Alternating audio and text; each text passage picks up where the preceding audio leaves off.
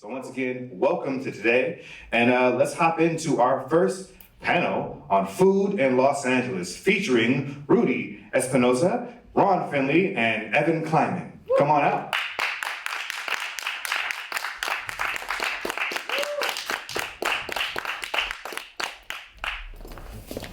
And to kick us off, I am going to give a spirited reading of the bio for Rudy.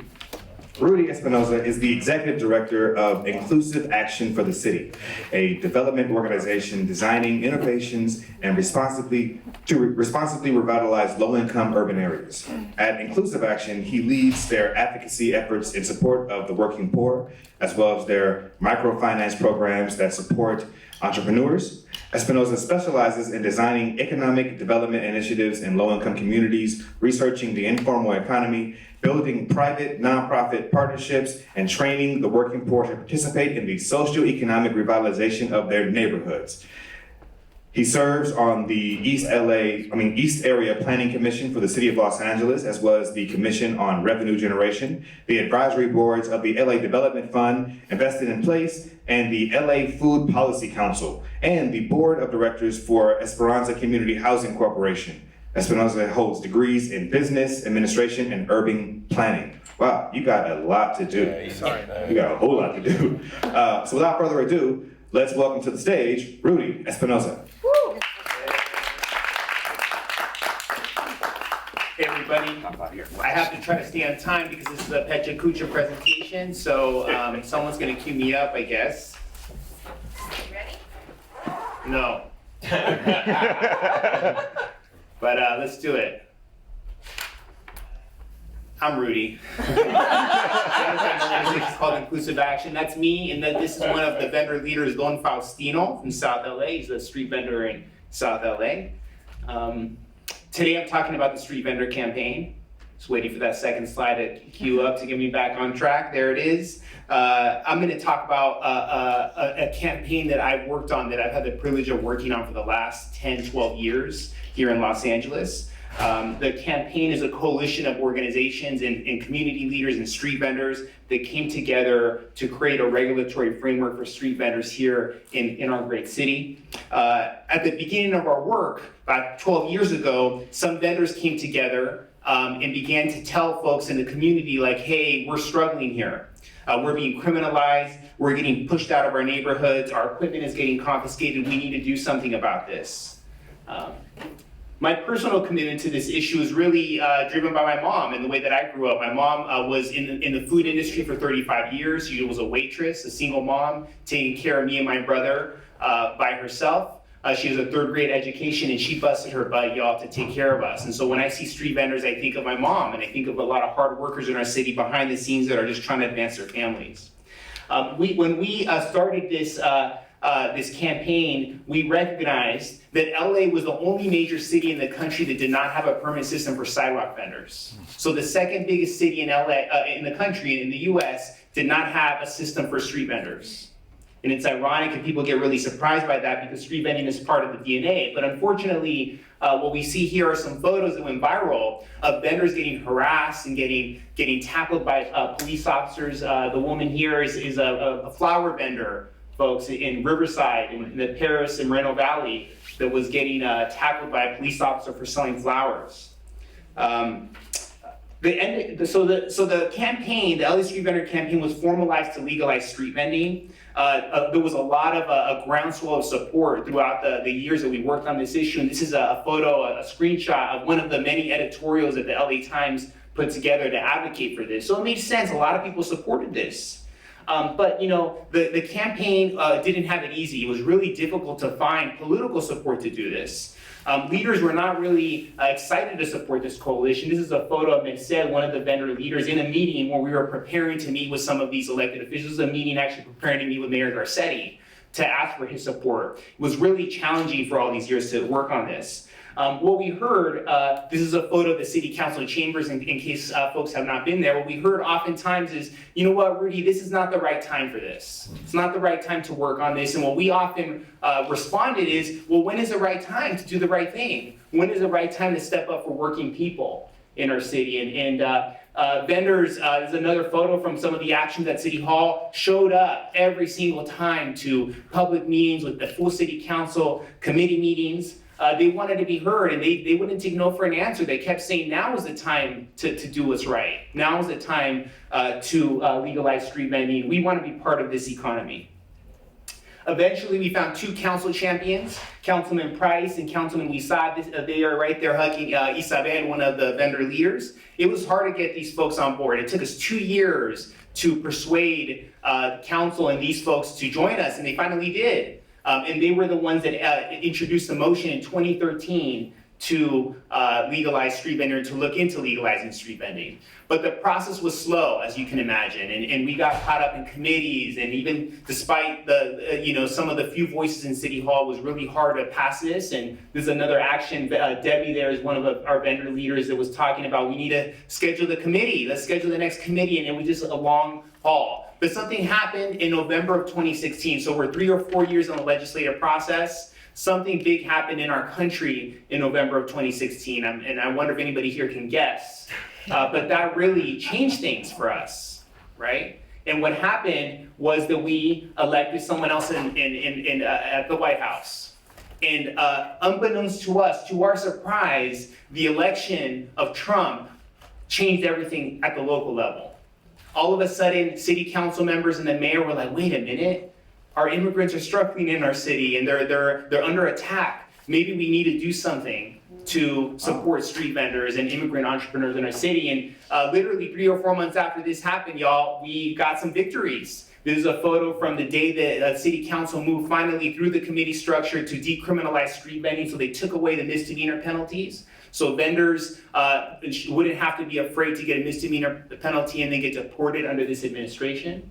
But that was not enough, it got stuck again. And shortly thereafter, we met with Senator Lara, who's that guy right there in the middle with the suit. He was like, why is it taking so long to make this happen?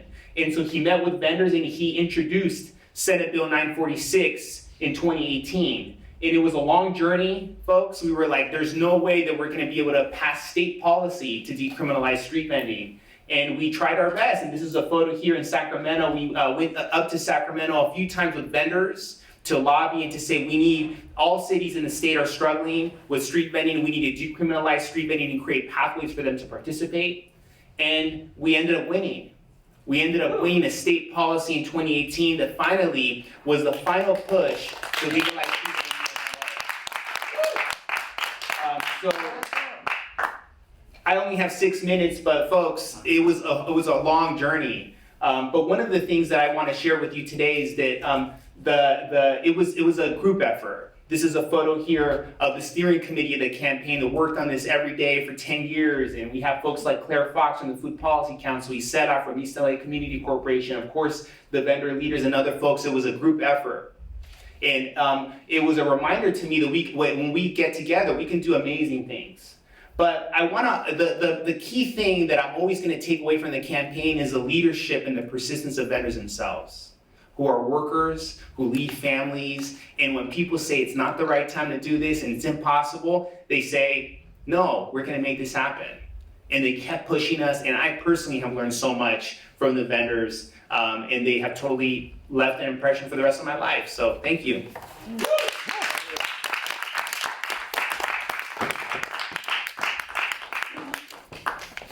I cannot picture Los Angeles without street vending. That's blows my mind. Thank you for doing that work. Next up to the microphone, we have Ron Finley. Let me give you a little background information. Most widely known as the Gangsta Gardener, Ron Finley inadvertently started the horticultural revolution when he transformed the barren parkway in front of his South Central LA home into an edible oasis. Ron travels the world speaking to people about the importance of growing their own food and reminding them that they have the power to design their own lives. He now focuses on the Ron Finley Project, an organization that turns food prisons into food forests and transforms culture and communities one garden at a time. He's also an accomplished visual and installation artist whose site-specific work interrogates layers of regional history to illuminate paths forward. Please welcome Ron Finley.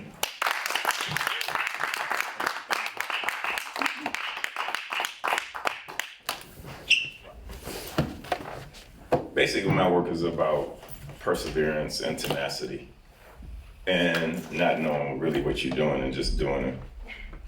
I started with, I wanted beauty in my neighborhood, and there wasn't none. And what I realized was that these neighborhoods are by design. Ugly is by design, just like beauty is by design. And they know your health is not just what you put in your body. Your health is your environment. So that first slide, I changed that barren land into this, which is now a food forest, where everything in there, almost 90% of everything that's growing there is edible. And I got an arrest warrant for doing that. I got arrested for planting carrots. And I have a real simple saying: good in, good out, beauty in, beauty out. This structure is literally right on the street. I wove this out of twigs from when I would trim the trees. Instead of throwing them in the trash, I wanted to utilize them. And now people from the neighborhood, they come and they have lunch and eat in there. And the kids come in, because I'm across the street from a high school, and they have their 40 ounces at 7 o'clock in the morning. So it serves multi-purpose. This is how these neighborhoods look. And my thing is by design. Why can't our neighborhoods look like this? Why can't our neighborhoods have shade and beauty and have conveniences like other neighborhoods? And people don't get it. It's by design. And I talk to politicians, and they, why are underserved neighborhoods underserved? And they try to give you the scientific thing. I'm like, no, they're underserved because you don't fucking serve them. And that's the only reason.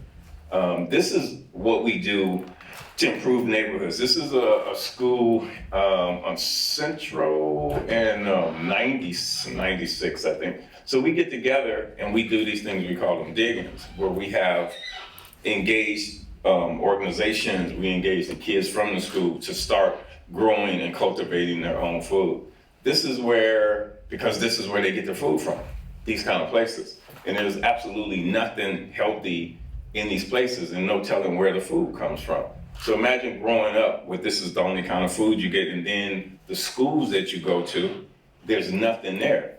This is a slide that kind of sums up everything in these neighborhoods. And it's not just here, it's across the country. In every space that you have Black, brown, or red people, this is what happens. I call the schools nothing but incubators for the prison industrial complex. This is what I want to happen. This is an event that I do for the last 5 years, and every year I say I'll never do it again. It's called The Function. It's a lot of work. And it's a free event for the community. And we have everything from drum lessons to, we have 50-year-old people doing double dutch jump rope, and it's just fun, and everything is free. This is my swimming pool. I turned it into a jungle. And we also used to do Airbnb experiences in there. We have dinners in there. We do yoga in there. It's like, I use it like a multi-purpose space now. This is what I want these kids to see: the beauty, the magic, the alchemy that is Mother Nature. I mean, look at the design on this dragonfly. I mean, who can do that? And my thing, if you present this early on to kids, it changes their life, and they start looking at things differently. This is another picture from The Function, where we have circus. People can train in circus performance. People can, the community can do pottery, from everything, and it's all free. And this is like, I show people that there is no trash. There's only art waiting to happen. That's why the canoe was there. The canoe, after it served its purpose, it can be a garden bed. So we have kids plant sunflowers and strawberries. This is a school we did down close to Oceanside, where we had 450 students, and they all were involved in the garden, in the planting of the garden. Every child in that school was in the garden. And this is a mural that's one of my friends, Smile South Central, they put it in, and it's like to bring beauty into the community. And that's what we're trying to do with a project we're working on called Destination Crenshaw. And I want this to be normal, and it's not normal. This is a school that we these I guess these schools are not around anymore. A couple of years ago, they just all of a sudden disbanded the schools. But we put in gardens in several other schools, and it changed how the kids interact with nature. And they were making salsas and literally eating and harvesting the food. I was kind of pissed because their food looked better, their gardens looked better than mine. And this is literally on the curve of my house, whereas you'd be surprised how many kids have never planted never eaten a fresh piece of fruit off of a tree. And I want them to know that we are nature. You're no different than nature. A leaf falls for a reason in a particular season. It decomposes just like we do, but it serves another purpose. Again, this is some slides from the function, community activation, bringing the community in and letting them have fun for free, because people don't know how to have fun. And it's terrible that you think you need permission to have fun. And again, this is repurposing of everything. This sink is never gonna go anywhere. It's cast iron, so why don't we utilize it for something else? This is what you see when you walk through the gates of my garden, is there are no broken dreams. It's only unfinished realities. And I want these kids to dream, because I have kids tell me that they don't dream. Why should they dream? So now we have to show them how to dream. That's our job. This is what I want all of us to do. This epic shit to change this planet the way it is right now.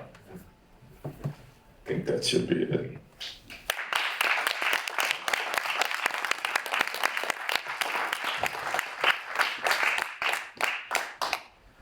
Oh, wow. Amazing work. Good to see some of my homies in those pictures. And being from Watts, it's we need that. We need that. So thank you for doing that work. Thank you so much. Next up, we have Evan Kleiman. Let me give you a little bit of background information here. Evan Kleiman is a true culinary multitasker.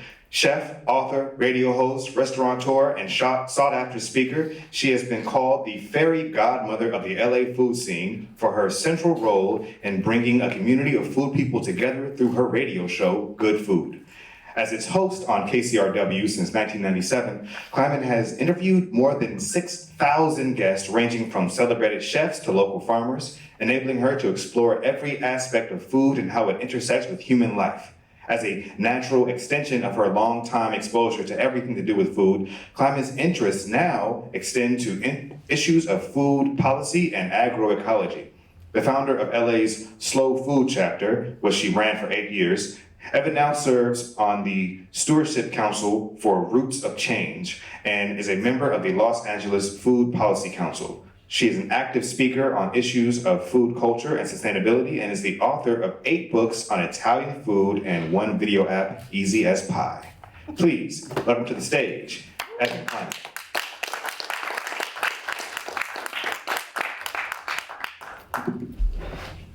Hello, everyone. Mine's going to be a little bit weirder than the previous. Humankind is on the move. We're quickly becoming a diaspora as a response to war, genocide, climate change, and brittleness of our economic systems. These things either force people from the places they love and are attached to, or people just make the decision that leaving is better than staying. Whether we're refugees or migrants, as we move around the globe, we bring all of ourselves with us, our loves, our hates, our bodies, and our foods. Food, like us, travel, and borders seem so much less fair. As of 2019, 272, so these figures are as of May 2019, and they represent forced migration or refugees, which is at an all-time high. An unprecedented 70.8 million people around the world have been forced from their homes. Think of that. That's like we're living in a world where nearly 1 person is displaced every 2 seconds as a result of conflict or persecution. I love this. If it were done now, this is 10 years ago, there would be twice as many streams of people. These are international migrants, people who have chosen to move. So all of these people moving around our globe have left home. They've left smells. They've left everything that is familiar to make a better life. Whoever we are, we make food. It's food we grew up with or food that our parents or grandparents learned along the way and passed along. Food is always being passed along to our own and to others. It's said that our sense of smell is the most atavistic, the oldest, the most ancient of senses. Places have smells, our bodies have smells, food is aromatic. Memory and emotion gets triggered by scent. All of the refugee camps, all of these new places that everyone is going to are creating smells that will be forever imprinted on hearts now. That can be a burden.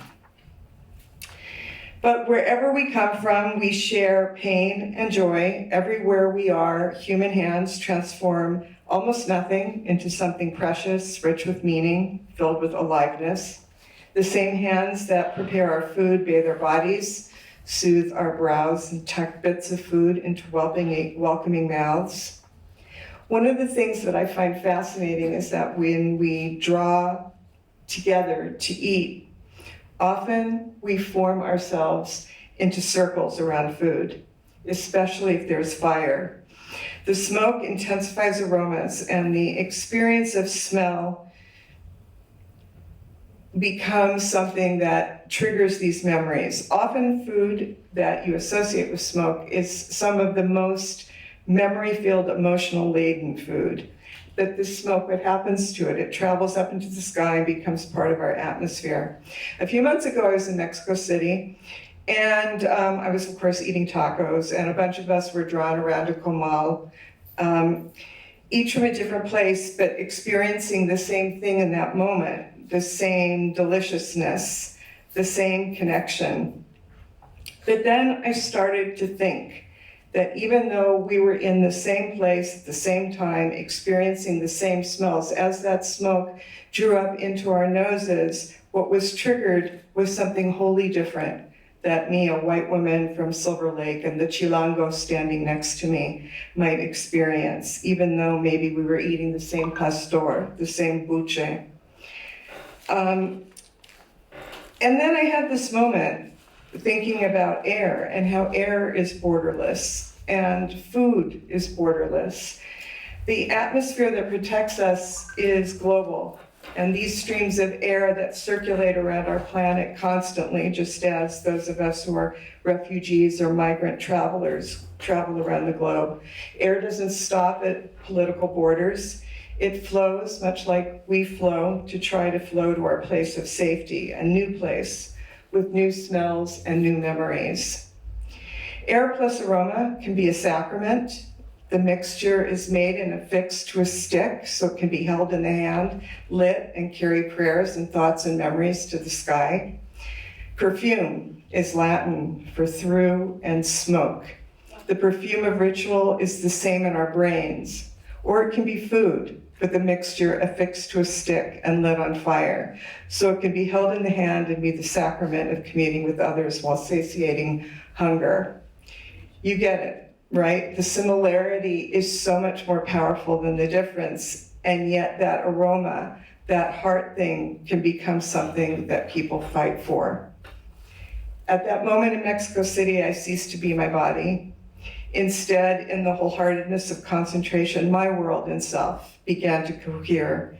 And with that state came an enlarging of what may be known, what may be felt, what may be done.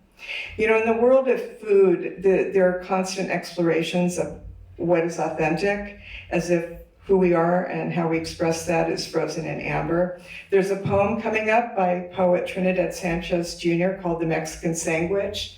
I feel very strange as a white woman reading these words created by a Mexican-American poet, so I'd love if we can say them together. Is it a tortilla with peanut butter and jelly or jalapenos piled on Wonder Bread? Is it the same as an American hero or carne asada on rye? Do you really want to know why? Is it me inside of you, or you wrapped around me? Is it a super sandwich with the official ingredients labeled hecho en Mexico? Is it a plain sandwich made by authentic Mexican hands? Are you a lawyer or a poet? Does the judge really care? Who is to say who we are and how we eat defines us? Flavors have no borders. The coronavirus isn't inside Chinese flavors. We travel and memory sits down as strange bedfellows with food. It's enough that this meaning is taken in and offered up. Woo!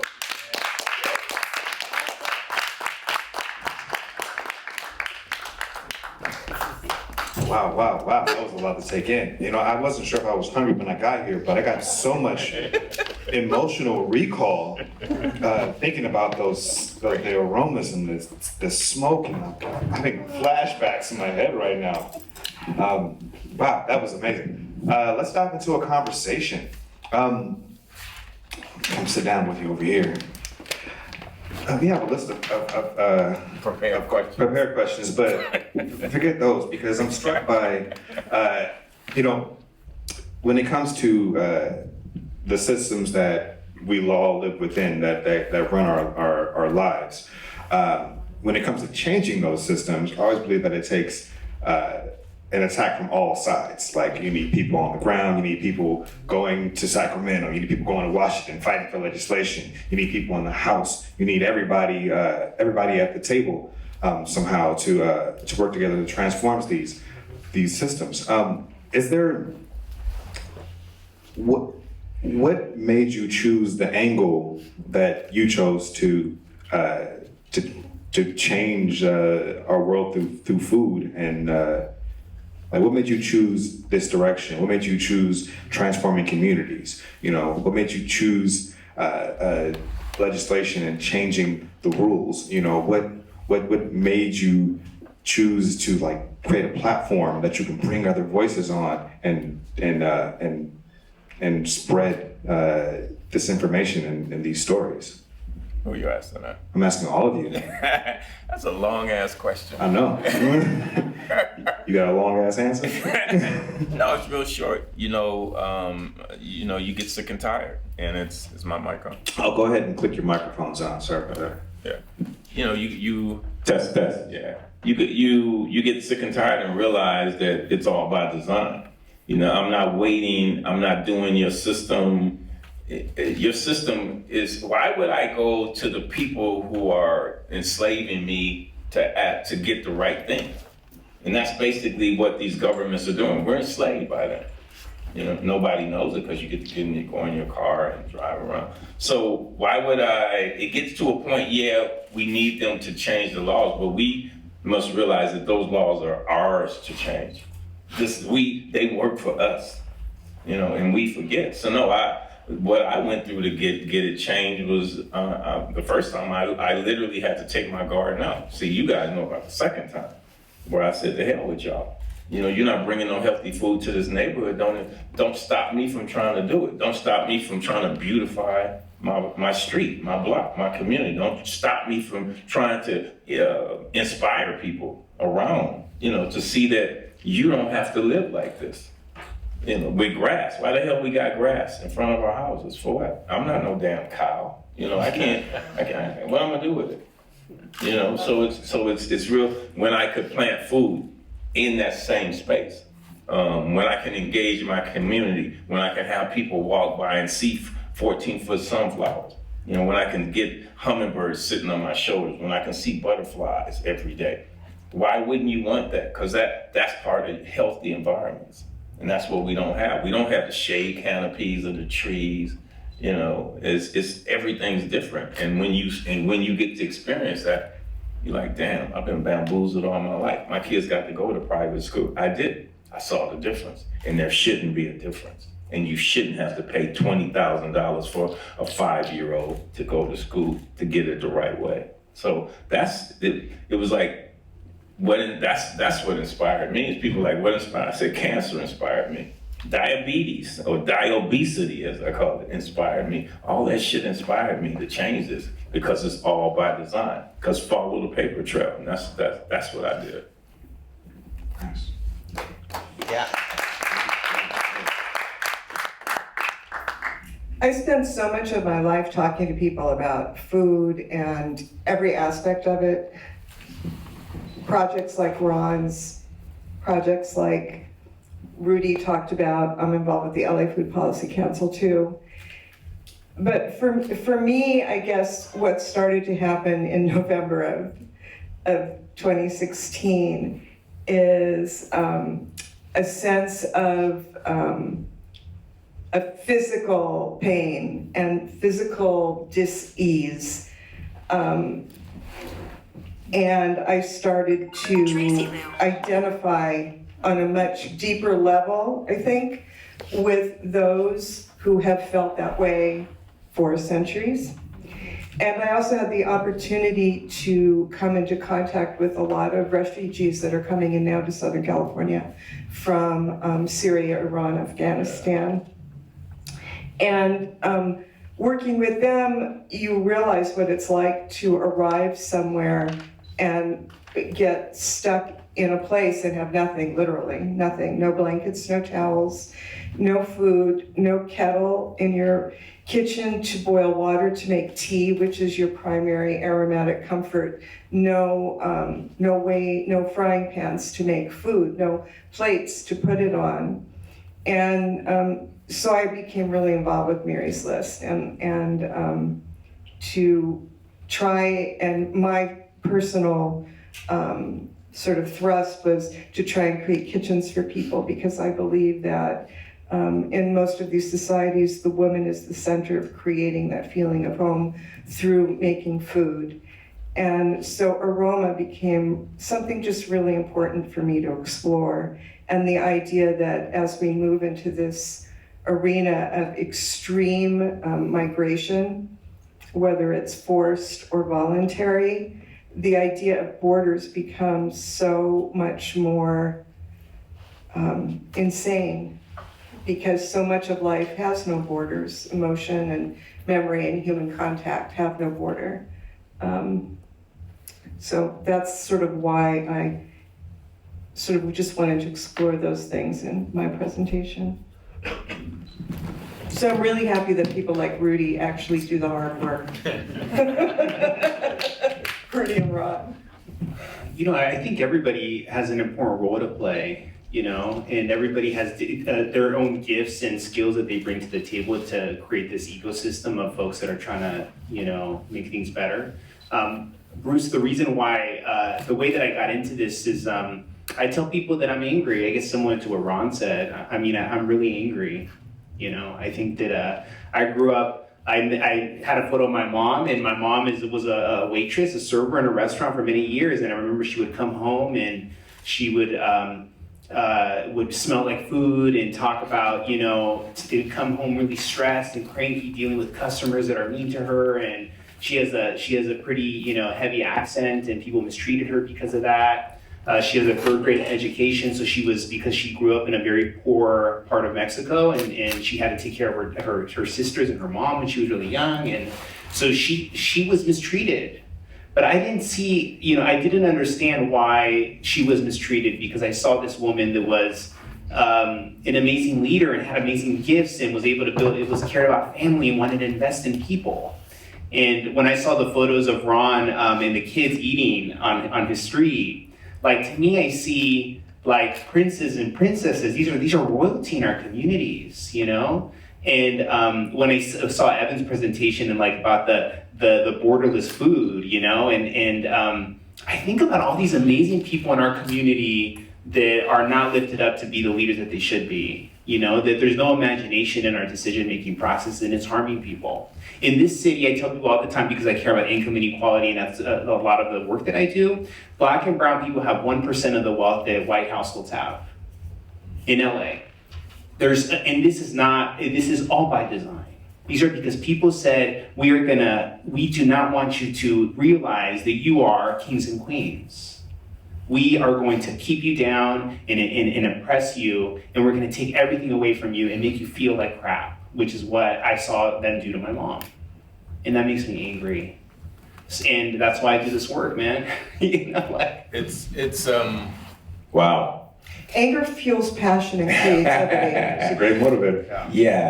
That's deep, but it's real. And the thing about it, what you made me think, I did a talk at the Annenberg Photo Space amateur photography. And it was about walls. Basically, there was a show up just now, it was about walls and how walls are barrier, but not just walls, freeways are walls, bushes, train tracks are walls, and because they block and they separate communities. So my first question to this audience that was mostly affluent, very older, people probably look like from that neighborhood. And the question was, how many people here know about the racial covenants, laws? And it's like full house and maybe 6 people raised their hand. And I said, exactly, I figured that was gonna happen. You don't even know that your privilege was written into law. And I said, that's like having what's that movie, Back to the Future, where he comes, the grandfather comes back and gives him the almanac, So you don't even know that everything you've done, you think you pull yourself up by your bootstraps. We ain't got no damn boots. You had boots, and you don't even know where they came from. And I had this discussion with them about redlining and what it did. You were able to buy properties in our neighborhoods.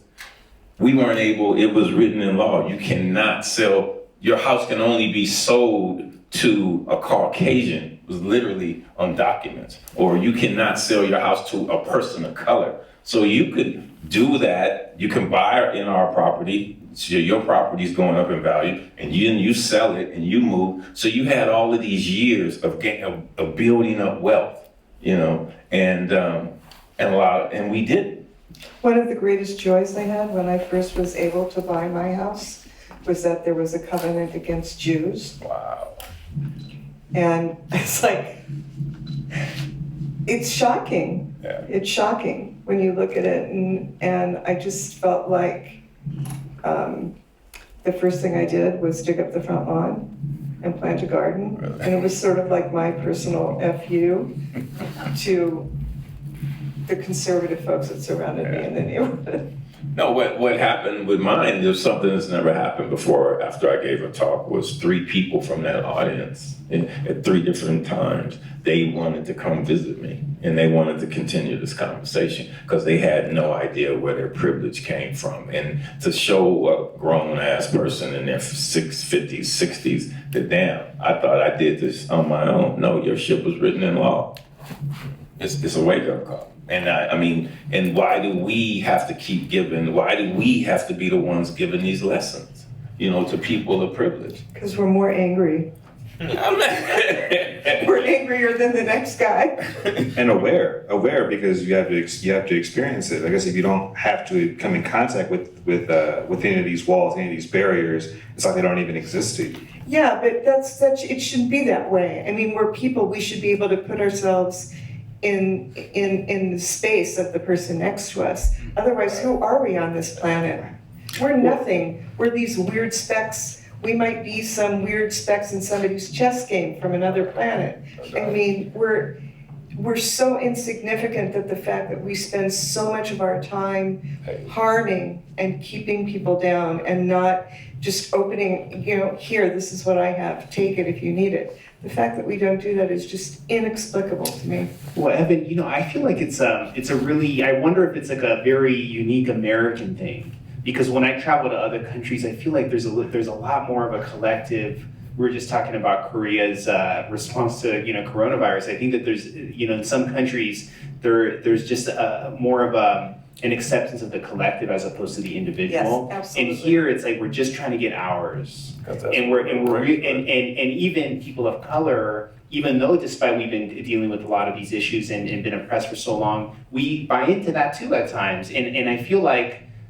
So when I see like the token Latino or the token, black guy that made it, the one that just got through, and they're like, well, I did it, why can't everybody else? I'm just like, whoa. Where that comes from. And so I think that we all have to work on, decolonizing our minds about this idea that it's about the individual. It's really about all of us. And all of us are connected, whether we like it or not. And when folks say, oh, Rudy, I'm so glad that you are doing that work over there, because I could never do that. I'm like, dude, you're tripping. Like, you need to be involved. And maybe you're not going to be at City Hall with me advocating the way that I do or doing microloans the way that we do. Maybe there's a role for you to play. Maybe it's like, Evan, when I remember when you invited us to the show, for example, to your show. And I remember that it was like it was an awesome opportunity to be on your show, because then I saw the organizing work that you did at the radio station to feature the LA Street Vendor campaign. That was No-brainer. well, it was for you. It was for you, but it was like, wow, like here's an ally using her, privilege and her access to be like, I have a role to play. I might not be with Rudy trying to get these city council members to do the right thing every day, but I have a role to play in this, And I think all of us should walk away thinking about how do I contribute? I think we should all walk away with something you said, but you didn't say that it's value. What do we value? What have we been trained to value? What is the single most important thing to your life? And people say family, and Evan talked about it, and this is something that I started with you, and people will say, God, my family, my cats. No, air is the single most important thing to your life, and nobody says it. I've asked that question from Compton to Copenhagen, people, and so what we don't value the single most important thing to our life. We can't see it, so I guess if we don't put it in it, but I asked you, what do you pledge allegiance to? And people were like, I'm sorry, it's this one, the flag. They know that, but you don't know what the single most important thing to your life. So it comes down to what have we been trained to value? We value money, but we don't value leaves. We don't value soil. We don't value worms. And all these things have their major resources that we should put value in, which we should train our youth to value this, because people have put themselves through college on having a worm farm. But we're not taught that. We're taught that the only thing that has value is money. I feel like we should start singing some stirring anthem. You brought us into it. My next question was, how do you see all your work intersecting? How do you see all your work? We just said, I think just it's the making same people air. think. I really think that all the work that we do really is about creating a moment for somebody to just take away something that niggles in their brain that they can't get out of their brain. I mean, I know that when I teach food studies at UCLA to undergrads, and my goal is that the 18-year-old sitting in front of me hears something within a 6-week period that they just can't get loose, and it somehow worms their way into their actions. I mean, the connection to all the work we do is this thing called freedom. That's gardens. That's what it equals to me. People like, I work in food justice.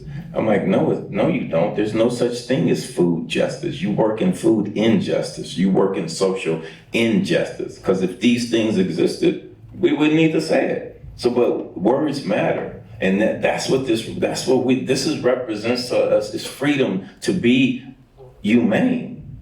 And that's what needs to happen. We're not humane. And it's like you said, we got kids that kill you over a pair of tennis shoes because they have no value. Now these shoes I have, they're gonna give me value. And then we gotta stop that bullshit. That's what we have to change. I was driving down the road recently and I saw a poster on the side of the road that said legalize humanity. Right. That's a And I was just like, wow, it's come to this. We have to pass a series of laws Just to be protect human values. We can talk about this for the rest of the day if we need to, or I would like to. But how about we leave this room and go on out into the lobby and enjoy some tea and continue this conversation, and you can ask your questions directly to our panelists.